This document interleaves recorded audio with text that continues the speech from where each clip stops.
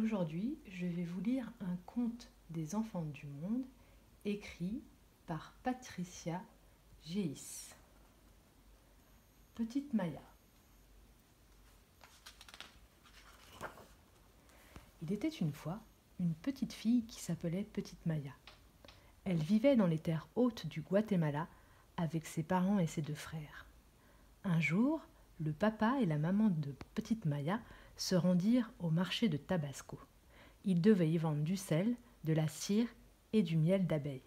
Alors, Petite Maya et ses frères, munis de leurs paniers, s'en furent cueillir des herbes. Ils cherchaient des épices pour assaisonner les plats, mais aussi des plantes au pouvoir guérisseur pour soigner des douleurs, le mal de ventre, les blessures sous les pieds à force de marcher pieds nus, ou encore les égratignures aux genoux.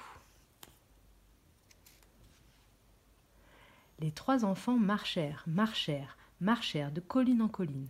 Ils se laissaient guider par les 1000 parfums des herbes et des plantes qu'ils ramassaient ici et là. Mais il commençait à se faire tard. Ils décidèrent de prendre le chemin du retour. Maintes et maintes fois, Petite Maya pressa ses frères. « Dépêchons-nous de rentrer, vite, plus vite, nous devons arriver à la maison avant la nuit. » Mais ses deux frères ne l'écoutaient pas. Ils se promenaient tranquillement. Tout en marchant, le plus grand chantait « Il est passé par ici, il repassera par là, le garçon le plus fort du Guatemala. » Et il ramassait toutes les pierres qu'il voyait pour les lancer loin, très loin, de plus en plus loin. Quelle force! Le deuxième grand frère, quant à lui, chantait « Il est passé par ici, il repassera par là, le garçon le plus agile du Guatemala. » Et il sautait par-dessus tous les buissons de ronces qu'il voyait pour cueillir les mûres les plus éloignées, cachées sous les feuilles. Ce sont les meilleurs. Petite Maya, la dernière de la famille, chantait elle aussi. « Elle est passée par ici, elle repassera par là, la petite fille la plus inquiète du Guatemala. » Et sur le chemin du retour, elle attrapait de drôles de petites bêtes, une ici, une là, encore une autre, et elle les mettait dans son panier. Puis elle les couvrait de brindilles et de feuilles. Tiens, quelle drôle d'idée! Soudain, ils ne virent plus le bout de leur nez. Hélas, la nuit était tombée, et ils n'y voyaient rien, mais rien de rien.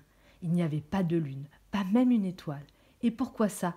Parce que la lune et les étoiles étaient cachées par un épais manteau de nuages qui couvrait jusqu'au plus petit bout de ciel. C'est alors que les enfants se souvinrent d'une histoire que leur racontaient leurs grands-parents qui savent tout. Il paraît que la nuit, les étoiles sont chargées de veiller sur les rochers. Sinon, les rochers se transforment en jaguars. Tous trois levèrent le nez au ciel. Ils espérèrent voir ne serait-ce qu'une seule petite, toute petite étoile. Mais ils ne virent que de gros nuages noirs. Ils se serrèrent les uns contre les autres. Soudain, le plus grand des frères dit « Moi, j'ai pas peur, et comme je suis le plus fort, je lancerai une pierre jusqu'au ciel, et celle-ci y fera un petit trou. Alors, toutes les étoiles pourront sortir. » Et il lança une pierre, puis une autre, encore une, toujours plus loin, toujours plus fort. Mais il ne se passa rien. Ou si, une pierre rebondit contre un arbre, et il la reçut sur la jambe. Aïe!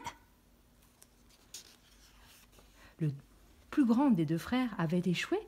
Le deuxième réussirait peut-être. Il balbutia. Moi non plus, je n'ai pas peur. Et comme je suis le plus agile, je sauterai tellement haut que j'ouvrirai un pan de ciel. Alors on verra enfin les étoiles. Et il sauta encore et encore, chaque fois plus haut. Mais les nuages étaient si loin dans le ciel, si loin, qu'il ne pouvait les atteindre. C'était impossible. Cela faisait 2 coups pour rien. Après ses 2 frères, Petite Maya, toute tremblante, murmura « Eh bien moi, je suis morte de peur.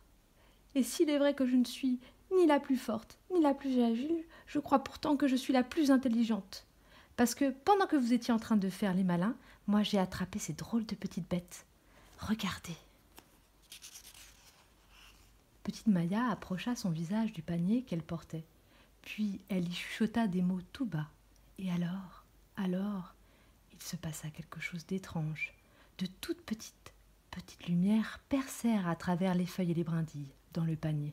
Cela brillait de plus en plus, brillait, brillait.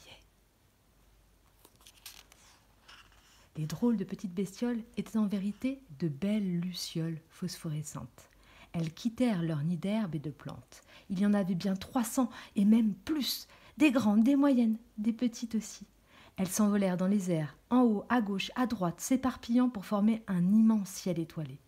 Et elles brillaient tellement qu'elles éclairèrent leur chemin qui menait au village. Petite Maya et ses 2 frères coururent au clair des lucioles, coururent jusqu'au village. Ils retrouvèrent alors leur maison, une hutte de bois aux murs enduits de boue séchée, au toit recouvert de feuilles de palmier. Enfin! Cela sentait bon les galettes de maïs encore chaudes, le haricot et la courge. Mais avant de rentrer, les enfants se tournèrent vers le ciel. « Au revoir, petite luciole! Au revoir, les amis! Et merci !» Depuis ce jour, petite Maya et ses frères se montrèrent plus prudents, et toujours ils rentrèrent, enfin, essayèrent de rentrer à la maison à des heures plus convenables, avant la nuit.